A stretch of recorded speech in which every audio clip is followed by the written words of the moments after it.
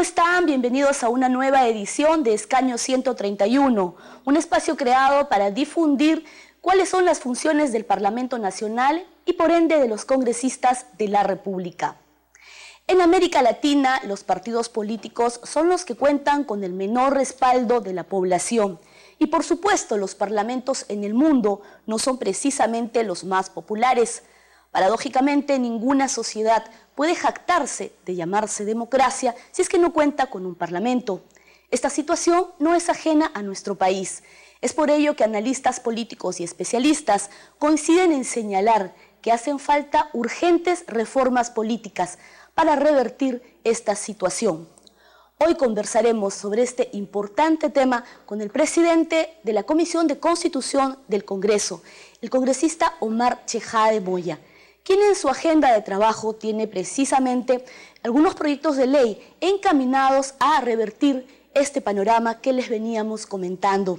En un segundo bloque también conversaremos con el decano del Colegio de Abogados de Lima, el doctor Raúl Chanamé Orbe, precisamente sobre cuáles son las propuestas para esta reforma política tan anhelada, como por ejemplo puede ser el retorno de la bicameralidad, la eliminación del voto preferencial, entre otros. Esto es Escaño 131, regresamos tras una pausa.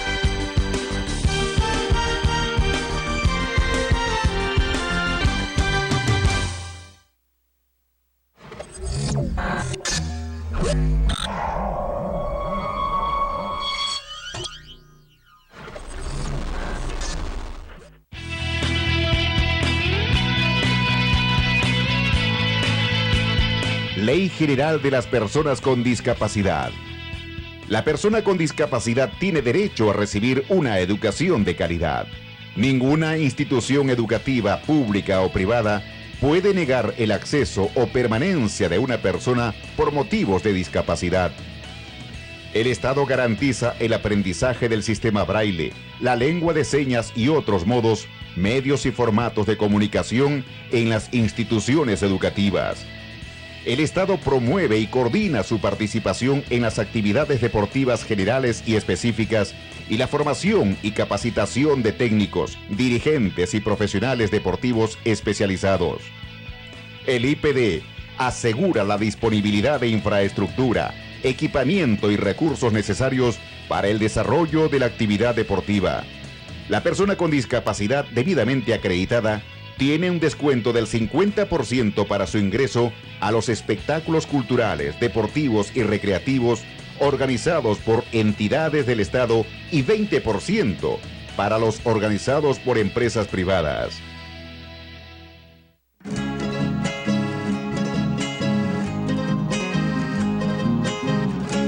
Porque queremos que nuestra tierra pueda crecer mejor. Tú me elegiste para el Congreso y yo cumplo con trabajar, porque anhelamos un nuevo día para nuestro país. Todos unidos sin excluirnos, vamos a trabajar. Juntos hacemos el Congreso. El Congreso de la República te invita a ser miembro del Parlamento Virtual Peruano. Recibe vía correo electrónico información sobre los proyectos de ley, mociones y dictámenes, así como las actividades y eventos de las comisiones, despachos congresales y los acuerdos del Pleno del Congreso. Además, invitaciones para participar en talleres, seminarios, charlas y cursos, tanto en Lima como en provincias. Ingresa a www.congreso.go.pe/pvp e inscríbete totalmente gratis. Congreso de la República, a un clic de distancia.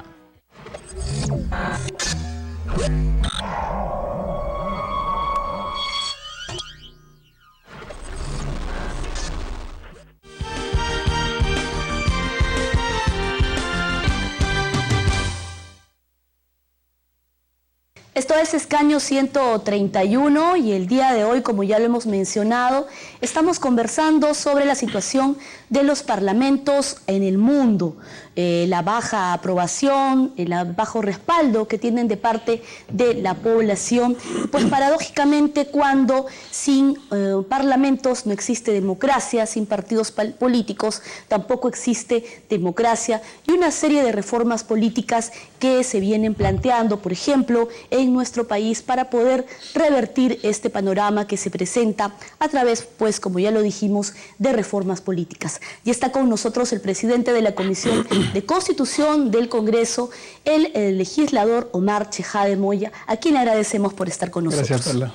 ¿Cómo está? Precisamente conversábamos pues el día de hoy sobre este tema que ya le mencionaba, y más o menos cuál es la agenda que usted se viene planteando en la comisión que preside. Usted ha señalado al asumir precisamente la presidencia que esta es la última oportunidad que se tiene para poder poner en marcha estas reformas, y un poco cuál es el diagnóstico que usted hace, ¿no?, también de esta situación. El buque insignia, por así llamarlo, es el tema de la bicameralidad, el retorno del Senado de la República, ¿no? Si nosotros queremos tener un Congreso de la República fuerte, que sea el verdadero contrapeso del Poder Ejecutivo, el estandarte de la democracia, mejorar la imagen y la institucionalidad del Congreso de la República, hay que apostar por el Senado de la República. Justamente por ello es que, en gran parte, no digo todo, ha habido una especie de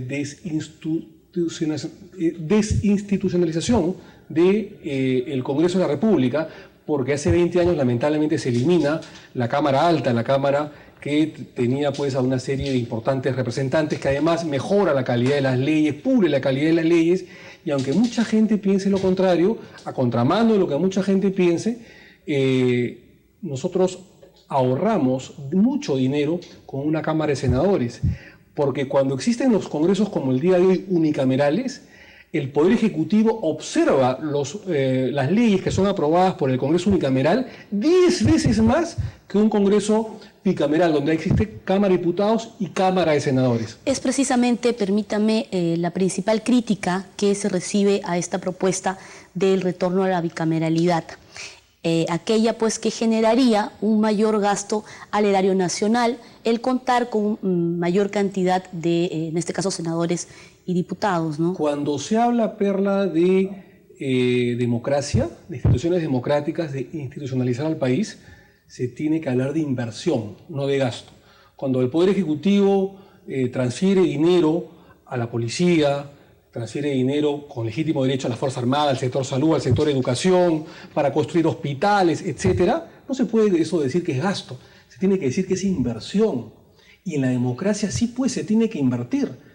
Se tiene que invertir en un mejor Congreso de la República. Por eso que nosotros pensamos de que es la política o el pensamiento pulpero, ¿no es cierto? El decir, más congresistas, más gasto. No es así. Y si nosotros nos abocamos simplemente al tema de gasto, hay que decir que nosotros nos ahorramos dinero. Porque en un Congreso, repito, bicameral, en 5 años, el Poder Ejecutivo apenas observa entre 25 a 30 leyes. ¿Usted sabe, Perla, cuántas leyes son observadas que no pasan, que son observadas por el Poder Ejecutivo, que hace las veces de Senado, por así llamarla, en un Congreso unicameral? 270 leyes, o sea, 10 veces más aproximadamente que un poder en un sistema bicameral. Entonces, ahí es donde perdemos plata, porque perdemos 18 meses los congresistas de esfuerzo cuando no existe Cámara Alta o Cámara de Senadores. El Senado es la reflexión. La Cámara de Diputados, la única Cámara... Se dice que la bicameralidad significa una doble reflexión legislativa, que asegura una mejor calidad de leyes y que mejora la representatividad congresal. ¿Qué beneficios, además de estos, trae para quienes nos escuchan puedan comprenderlo, congresista? Primero, que mejora, obliga a los partidos a mejorar los cuadros políticos, ¿no es cierto?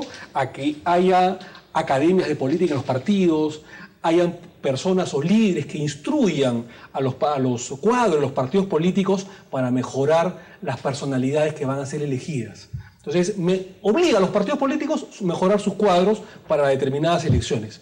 En segundo lugar, hace que el poder, la Cámara de Senadores, sea una Cámara reflexiva, una Cámara que mejore y que pula la calidad de las leyes que viene de la Cámara de Diputados. En tercer lugar, un Senado de la República tendría una visión de Estado, una visión nacional, mientras que la Cámara Baja, la Cámara de Diputados, tendría una visión regional, más distrital, ¿no es cierto? Más provincial, más jurisdiccional, correcto. Además, si existiera, por ejemplo, Senado de la República, hace rato ya se hubieran elegido a los miembros del Tribunal Constitucional, a los miembros de la Defensoría del Pueblo, del BCR, porque es una Cámara menos política, es más académica, es más reflexiva.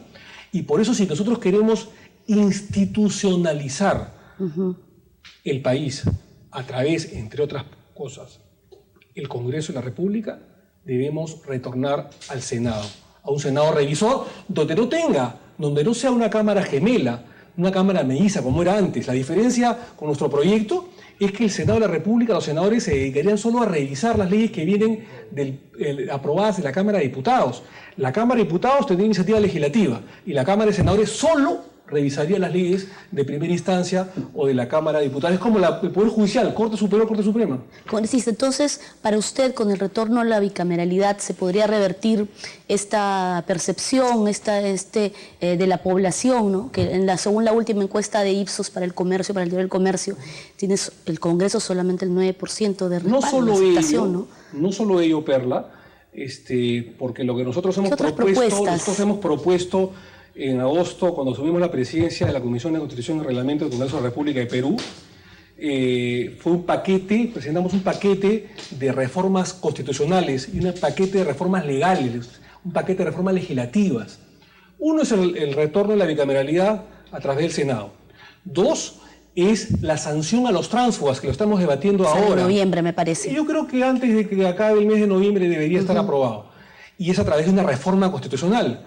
El que se pasa de una bancada a otra, el que se pasa de un partido, de una agrupación política a otra, sin necesidad de prebenda, sin causa alguna, es inmediatamente vacado de su cargo, ¿no es cierto?, y reemplazado por el accesitario. Yo creo que se debe sancionar esas malas prácticas del transfugismo parlamentario. Pero no solamente ello. Nosotros hemos aprobado hace unos meses en la Comisión de Constitución y Reglamento, y ahora está en el Pleno, la modificación de la ley de partidos políticos. Entre otras cosas, el financiamiento público estatal a los partidos políticos. El Perú con Venezuela somos los únicos países, atrasados por supuesto en este tema, en que el Estado no financia a los partidos políticos. Y se dice, pues, vamos a financiar a Otorongos, y hay esa falsa idea. Hay experiencias de otros países. Sudamérica, salvo Venezuela y Perú, el Estado financia a los partidos políticos. Si queremos evitar las malas prácticas, los dineros mal habidos, los dineros del narcotráfico incluso, que se pueden infiltrar como sucedió en México o en Colombia, de los carteles de la droga, en los partidos políticos o en las campañas políticas, tenemos pues que financiar a los partidos políticos, obviamente con controles, porque ahí estaría la OMPI, estaría la Contraloría General de la República, para ver que esos dineros sean bien utilizados. Y sería básicamente para el mantenimiento de los partidos políticos y para formar cuadros políticos. Y nosotros nos quejamos, la población se queja, Perla, de que hay fulano de tal en el Congreso o en los ministerios, y hay malos políticos que se desfalcan al país o con malas prácticas o que de repente no tienen el conocimiento debido. Entonces, tratemos de incorporar a los partidos políticos un financiamiento para tratar de mejorar los cuadros. El aumentar los requisitos para que las autoridades salgan electas podría cambiar el panorama. Sí, es una concretamente los congresistas, ¿no? Es un sistema mixto que yo particularmente lo he propuesto en mi proyecto de ley de la bicameralidad. Es decir, que por lo menos el senador de la República, aparte de ser peruano de nacimiento y no menos de 35 años de edad al momento de postular, tenga por lo menos título universitario, ¿no es cierto? Es una propuesta que genera debate. Hay muchos que están en contra porque dicen que es antidemocrático ello y que un analfabeto puede acceder a la Cámara Alta o la Cámara Baja. Adelante el debate, bienvenido el debate. Pero lo importante es que no solamente estamos promoviendo nosotros la bicameralidad, además la sanción a los tránsfugas y el fortalecimiento de los partidos políticos, entre otras cosas con, repito, el financiamiento estatal o público a los partidos políticos, sino también la eliminación del voto preferencial. Si nosotros queremos evitar esas malas prácticas de que quien tiene más dinero, a través de un sistema pro-plutocrático, digamos, quien tiene dinero, quien tiene más acceso a los medios de comunicación, tenga más opción, digamos, a salir elegidos, sino nosotros propendemos a la meritocracia. Si queremos tener un sistema meritocrático de partidos políticos, tenemos que desalentar la práctica de la eliminación del voto preferencial. Claro, que también hayan primarias transparentes dentro de los partidos políticos, porque también se puede seleccionar mejor a los sí, porque si no candidatos. se puede convertir también en una tiranía de los partidos políticos. Entonces, para evitar eso, tiene que haber eliminación del voto preferencial, pero que en los partidos políticos haya una transparencia de las elecciones. Quien tiene más méritos estará en los primeros puestos. ¿Cómo lo ve usted? ¿Tiene consenso esta propuesta? Tiene consenso en el pueblo, tiene consenso a nivel nacional, tiene consenso de los medios de comunicación, pero lo que no se tiene consenso lamentablemente es en el seno, en el interno, en la interna del Congreso de la República. No, en las fuerzas políticas están de acuerdo. Los líderes y fundadores de los partidos políticos, por supuesto que están de acuerdo y hemos conversado con ellos. Pero quien le saca la vuelta muchas veces a sus propios líderes políticos son algunos congresistas. Es decir, porque se creen pues hijos del voto preferencial. Entonces dicen, oiga, si yo choco con el presidente del partido, entonces me pone al final a la cola de la lista de candidatos y no salgo elegido.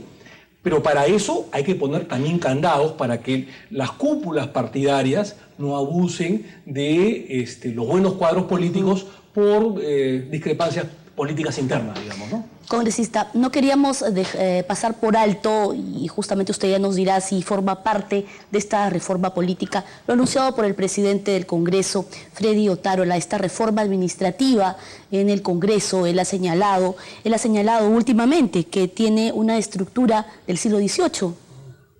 Sí, nosotros todavía no hemos presentado un proyecto de ley al respecto, pero estamos para apoyar al presidente del Congreso. Evidentemente hay un sistema administrativo caduco en el Congreso de la República, en el que todavía no se privilegia muchas veces la meritocracia a través de concursos públicos, sino muchas veces el tarjetazo, el poder de la confianza y todo ello, y acarrea que a veces, no todos por supuesto, malos funcionarios se enquisten en un Congreso que además cada vez aumenta, a veces innecesariamente, de empleados públicos en dicha institución. A veces es necesario, por supuesto que sí, pero a veces no. Entonces creo yo que lo que está formulando Freddy como presidente del Congreso, Freddy Otárola, es importante porque quiere en todo caso como objetivo revolucionar la parte administrativa del Congreso y evitar ciertas corruptelas. Nosotros anexamente vamos a fomentar a que el proyecto de ley de imprescriptibilidad para los delitos de corrupción de funcionarios también llegue a buen puerto. Acordémonos que hace 2 años, en la época que justamente el hoy presidente del Congreso era presidente de la Comisión de Constitución, mi antecesor, Freddy Otárola, debatió y se aprobó en el seno de la Comisión de Constitución la ley de imprescriptibilidad para el delito de corrupción.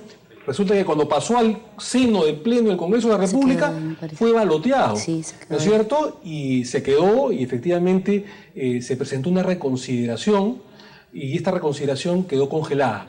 Lo que vamos a hacer nosotros en las próximas semanas o meses es impulsar esa reconsideración presentada hace unos meses, pero que no pasó a votación, debatirla, exponerla, explicarla, fundamentarla, para que finalmente sea aprobada a la luz de los medios de comunicación y del pueblo, porque creo que nosotros necesitamos que esa ley llegue a buen puerto. Congresista, le agradecemos mucho por haber estado con nosotros el día de hoy aquí compartiendo toda esta recargada agenda de trabajo que tiene usted en la presidencia de la Comisión de Constitución. Muchas gracias. Muchísimas gracias también. Gracias. Nosotros volvemos tras una pausa.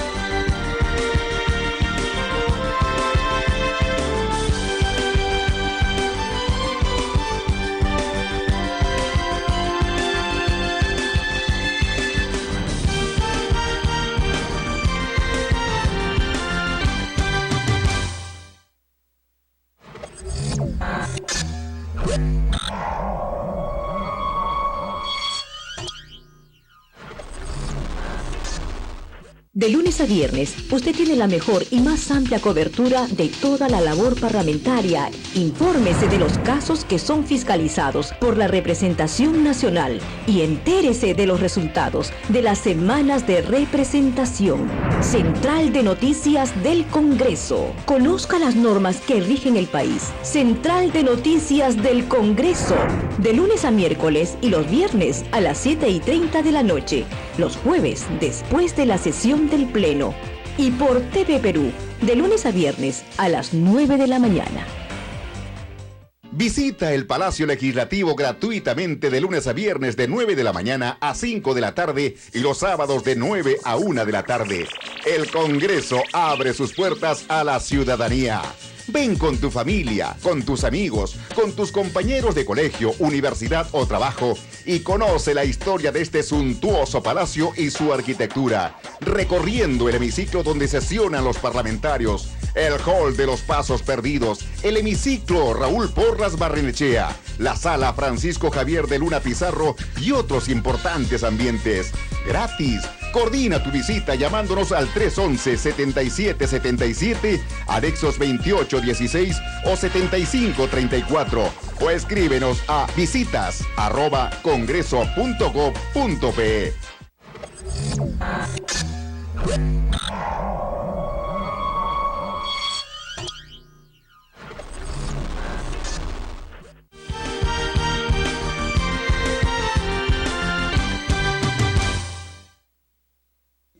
Regresamos aquí a escaño 131 y anteriormente conversábamos con el congresista Omar Chejade Moya, presidente de la Comisión de Constitución del Congreso. El día de hoy el tema, como ya lo saben, es la función legislativa y estas urgentes reformas políticas que se requieren pues para contrarrestar la impopularidad de los parlamentos. Ya está con nosotros en este segundo bloque el decano del Colegio de Abogados de Lima, el doctor Raúl Chanamé Orbe, quien precisamente va a poder conversar con nosotros sobre este importante tema. ¿Cómo está? Y gracias por acompañarnos el día de hoy. Un gusto estar con ustedes en este importante programa que además tiene una función pedagógica. Así es. Precisamente, como venía comentando a los televidentes, estábamos conversando con el congresista Omar Chejade, más o menos haciendo un diagnóstico de cómo se presenta en estos momentos en los parlamentos en el mundo, la impopularidad que tienen, no son precisamente los que cuentan con el mayor respaldo de la población. Desde su punto de vista, ¿a qué se debe esto y cómo es que se puede revertir? Está en crisis la función de representación en el Perú y en otros países. ¿Qué significa eso? De que los electores no se sienten adecuadamente representados por su congresista o parlamentario. Entonces, si nosotros podemos identificar esa crisis para el Perú, creo que podríamos dar alternativas de solución. Pero mientras creamos que la crisis se da por los otros elementos, no estamos diagnosticando adecuadamente cuál es el origen de la crisis que hay en el Perú. Doctor, permítame, precisamente es lo que refleja, lo que revela la última encuesta nacional urbana de Ipsos, preparada para el diario El Comercio, donde pues arroja que el 88% de entrevistados dice no sentirse representado por el Congreso. Es decir, solo el 10% se siente pues representado, ¿no? Esa encuesta dice algo más. Dice que más del 90% no se acuerda a qué congresista eligió. Exacto. Ese es el origen de la crisis de representación. ¿Dónde funcionan los parlamentos? Funciona en los Estados Unidos. La Cámara de Representantes es muy potente por una razón. Se elige en distritos electorales. Esto es, en un determinado distrito pequeño, de 50.000 habitantes, de 100.000 habitantes, se elige a uno o dos representantes. De tal manera que el representante tenga una comunicación con sus electores. Y además existen mecanismos de control también que nosotros tendríamos que evaluar si son necesarios. La renovación por mitades o por tercios. Esto permite que la mitad de mandato del congresista, sus propios electores, aquellos que lo eligieron conscientemente, evalúen si ha sido un buen parlamentario y los ha representado adecuadamente. Y le renuevan el mandato o simplemente se lo quitan. Nosotros creo que en esa parte nos falta hacer un conjunto de reformas que nos permitan tener una representación más genuina. Doctor, en ese sentido, su propuesta sería la eliminación del voto preferencial tal y como se viene planteando en diversos proyectos de ley. Yo ahí quiero separar en dos temas. El voto preferencial hasta el momento es un mal necesario. ¿Por qué le digo mal necesario? Porque mientras no existan partidos democráticos que elijan democráticamente a sus miembros, entonces el voto preferencial se ha convertido en un mal necesario, de tal manera que yo quiero votar por la izquierda, mi opción ideológica, o por la derecha, mi opción ideológica, pero tengo el derecho de ver en esos 130 postulantes quién mejor me representa. De tal manera que uso el voto preferencial por eso. Pero mientras no existan elecciones primarias creíbles en el Perú, vamos a mantener el voto preferencial. Lo que yo estoy proponiendo son los distritos electorales, lo que se llama distritos electorales plurinominales, de tal manera que un determinado distrito, y lo pongo como ejemplo, quiero poner un ejemplo más simple. En Lima se eligen más de 35 congresistas. ¿A quién representan? A los 8 millones de habitantes, pero eso es algo muy poco representativo. Debería ser que represente a un distrito, por mencionar. San Juan del Lurigancho debería tener pues 8 congresistas, y al interior de San Juan del Lurigancho hay algún congresista que debería representar a Zárate. Creo que eso podría explicar mejor cuál es la representación. En Zárate se elige a uno, y ese señor va a representar los intereses de esa comunidad, va a tener un vínculo con sus electores. Eso no existe en el Perú, independiente del voto preferencial, que es otro tema, sino a quién elegimos, quién me representa. Es por eso que la pregunta era, en Lima, ¿usted sabe por quién ha votado? Nadie sabe, porque además el congresista no tiene la obligación de responderle a sus electores. En el derecho comparado, cuando existe este modelo electoral, los representantes, los congresistas, tienen que ir periódicamente a sus distritos a dar respuestas a sus electores. Eso no ocurre en el Perú. Desde su punto de vista, ¿cómo se deben llevar estas mejoras partiendo desde donde una propuesta decía el retorno de la bicameralidad, de un Senado, de una Cámara de Diputados? Tú me preguntas desde dónde partimos. Yo creo que hay que partir de una reforma integral del sistema electoral, en primer lugar. El sistema electoral debe contemplar el tema de las elecciones en distritos múltiples, de tal manera que permita adecuadamente sesionar al país, de tal manera que un representante surja de una relación natural con sus electores, en primer lugar. En segundo lugar, si podemos hacer esa reforma, yo creo que vamos a dar mejores leyes, mejores leyes. Calidad de leyes, ¿no? Calidad de leyes. No abundancia de leyes, sino calidad de leyes. También hay confusión en ese aspecto. Y además que estas leyes gocen de un consenso y un debate adecuado por representantes que sean legítimos, en primer lugar. En segundo lugar, tú me señalas si el tema de la bicameralidad o la unicameralidad que afecta. Yo te respondo. Hay países que funcionan perfectamente con una sola cámara. Puedo poner varios ejemplos. Y hay países que funcionan perfectamente con 2 cámaras. El tema de la unicameralidad ¿cuál es el secreto del éxito? O la bicameralidad no es un tema de antagonismo, sino es un tema de representación. Volvemos al tema de la representación. La Cámara Baja es una Cámara de representación, y acá en el Perú ha fracasado el tema de la representación por lo que he explicado. Y el Senado representa los intereses nacionales, no los intereses de un distrito electoral, sino los intereses colectivos del país. Para eso se establecen senados o Cámara Alta. En nuestro caso, si nosotros ponemos la bicameralidad y no reformamos el sistema electoral, esto vuelve a otro gran fracaso peor, porque yo creo que hay que romper mitos. El bicameralismo tampoco funcionaba en el Perú anteriormente. ¿Por qué no funcionaba? Porque fracasaba la representación. El nexo que he explicado no funcionaba. Ahora el nexo con una sola cámara tampoco funciona.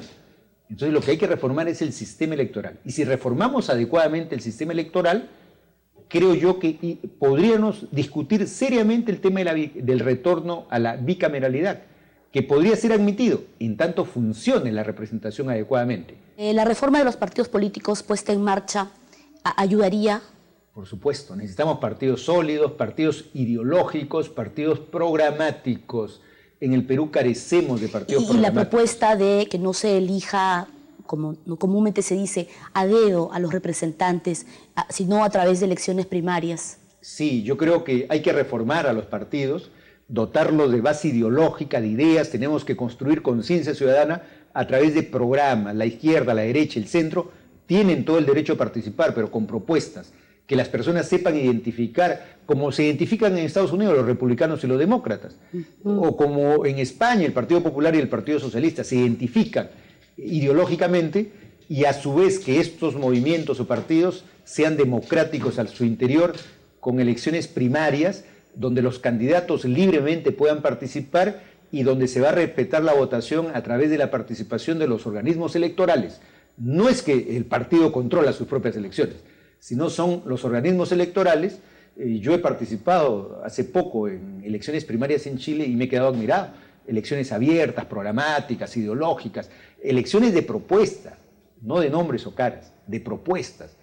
Juan Pérez, ¿qué principios encarna el partido? Claro. Y eso fortalece a los partidos y fortalece a la sociedad que en su conjunto, porque ve debates ideológicos y programáticos del cual carecemos mucho en el Perú. Yo creo que la democracia es un sistema de representación adecuado.